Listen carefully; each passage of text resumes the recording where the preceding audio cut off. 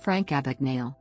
Frank William Abagnale Jr. / æbəɡneɪl/ born April 27, 1948, is an American security consultant known for his career as a con man, check forger, and impostor when he was 15 to 21 years old. He became one of the most notorious impostors, claiming to have assumed no fewer than 8 identities, including an airline pilot, a physician, a U.S. Bureau of Prisons agent, and a lawyer. Abagnale escaped from police custody twice, once from a taxiing airliner and once from a U.S. federal penitentiary, before turning 22 years old.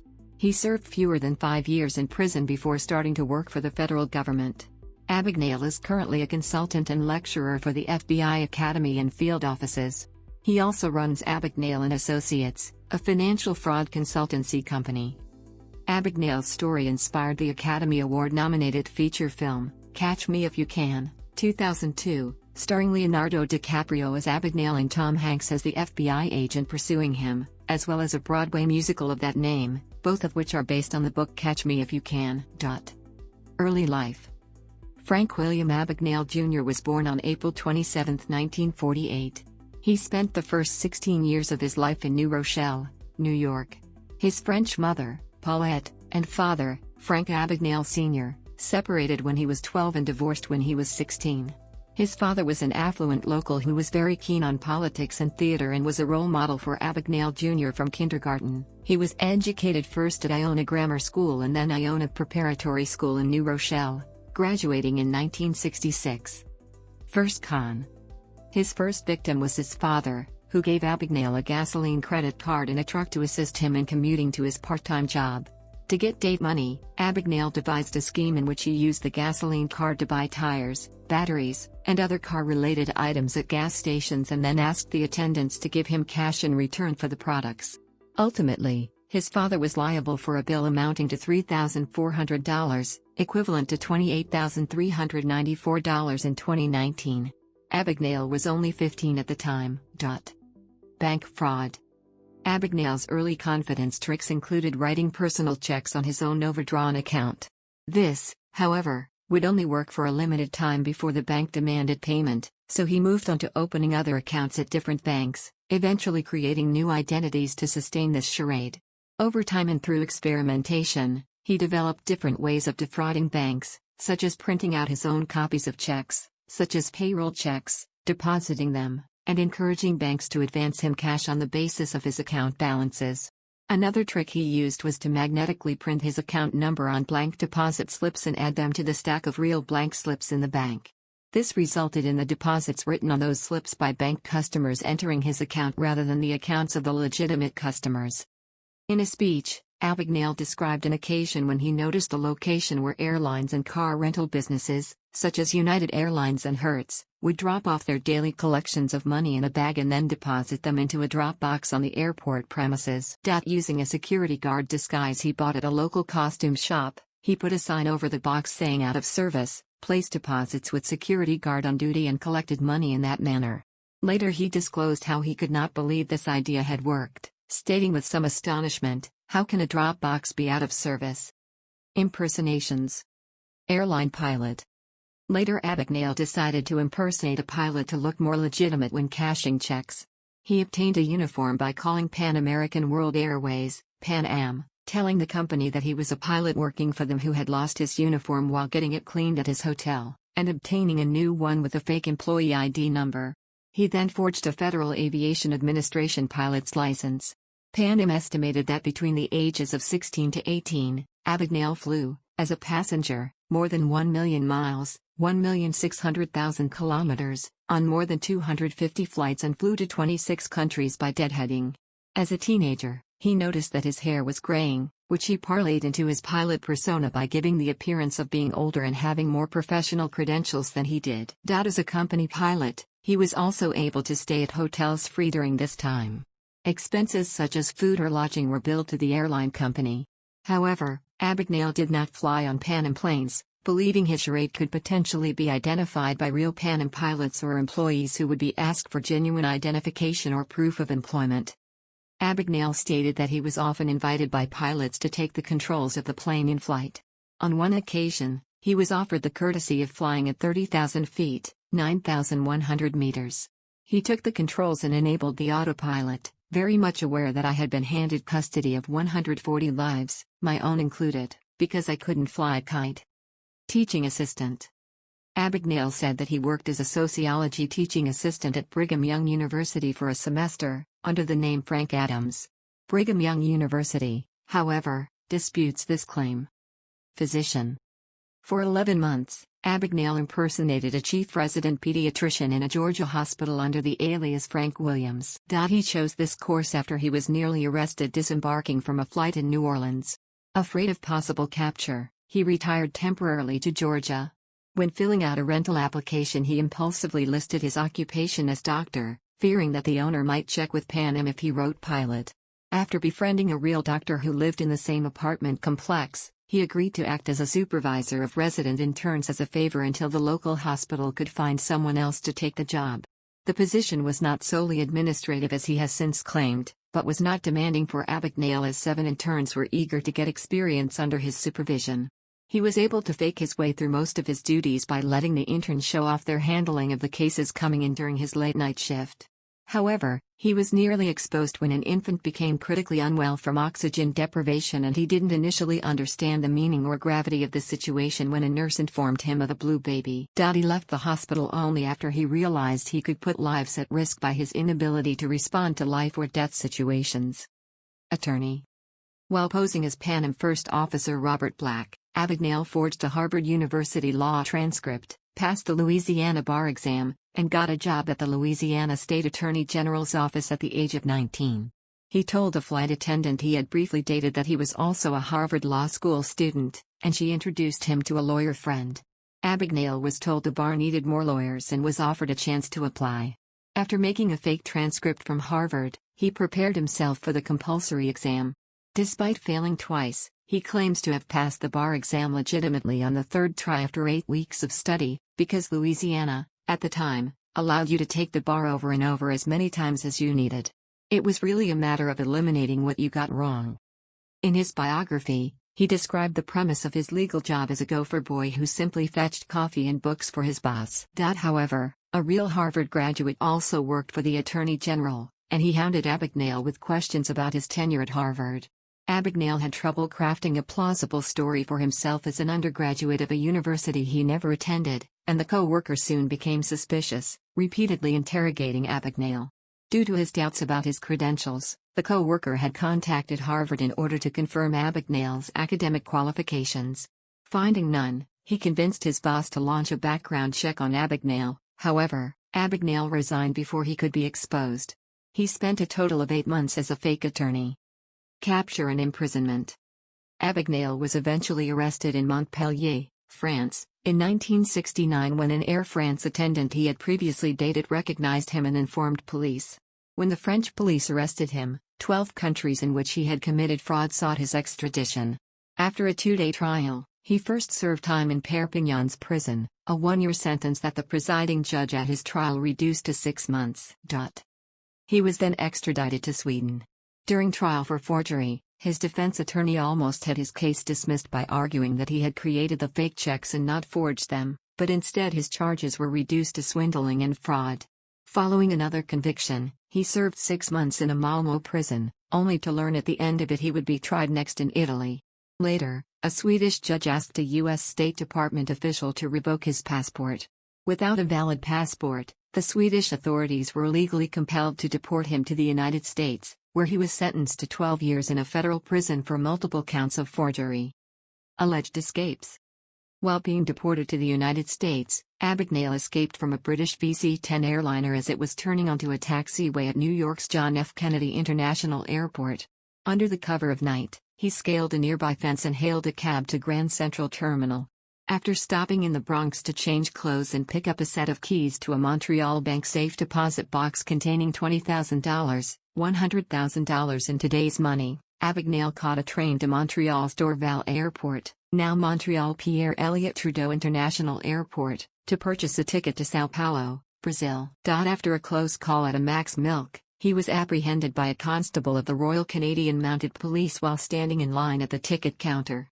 Subsequently, Abagnale was handed over to the U.S. Border Patrol. In April 1971, Abagnale reportedly escaped from the federal detention center in Atlanta, Georgia, while awaiting trial. During the time, U.S. prisons were being condemned by civil rights groups and investigated by congressional committees. In a stroke of luck that included the accompanying U.S. Marshal forgetting his detention commitment papers, Abagnale was mistaken for an undercover prison inspector and was even given privileges and food far better than the other inmates. The Federal Department of Corrections in Atlanta had already lost 2 employees as a result of reports written by undercover federal agents, and Abagnale took advantage of their vulnerability. He contacted a friend, called in his book Gene Sebring, who posed as his fiancé and slipped him the business card of Inspector C. W. Dunlap of the Bureau of Prisons, which she had obtained by posing as a freelance writer doing an article on fire safety measures in federal detention centers. She also handed over a business card from Sean O'Reilly, later revealed to be Joseph Shea, the FBI agent in charge of Abagnale's case, which she doctored at a stationery print shop. Abagnale told the corrections officers that he was indeed a prison inspector and handed over Dunlap's business card as proof. He told them that he needed to contact FBI agent Sean O'Reilly on a matter of urgent business. O'Reilly's supposed telephone number, the number had been altered by Sebring, was dialed and the call was picked up by Gene Sebring at a payphone in an Atlanta shopping mall, posing as an operator at the Federal Bureau of Investigation. Later, he was allowed to meet unsupervised with the FBI agent in a predetermined car outside the detention center. Incognito, Sebring picked up Abagnale and instead drove him to an Atlanta bus station, where he took a Greyhound bus to New York, and soon thereafter, a train to Washington, D.C. Abagnale then bluffed his way through an attempted capture by posing as an FBI agent after being recognized by a motel registration clerk. Intent on making his way to Brazil, Abagnale was picked up a few weeks later by 2 NYPD detectives when he inadvertently walked past their unmarked police car. Legitimate jobs. In 1974, after he had served fewer than 5 years of his 12-year sentence at Federal Correctional Institution in Petersburg, Virginia, the United States federal government released him on the condition that he help the federal authorities, without pay, to investigate crimes committed by fraud and scam artists, and sign in once a week. Unwilling to return to his family in New York, he left the choice of parole location up to the court, which decided that he would be paroled in Houston, Texas.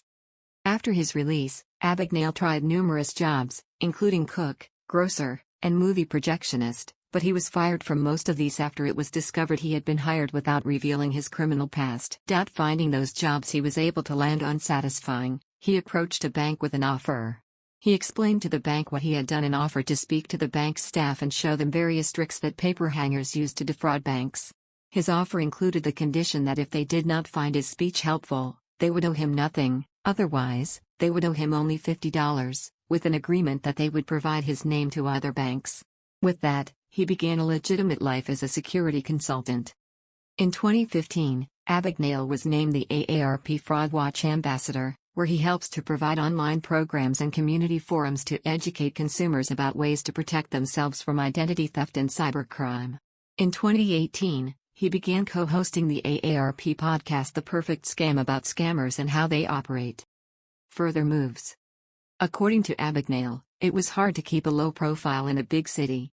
He convinced his federal handlers that he needed to move himself, his wife, Kelly, and 3 sons to Tulsa, Oklahoma. There, he stopped making speeches and kept as low a profile as possible.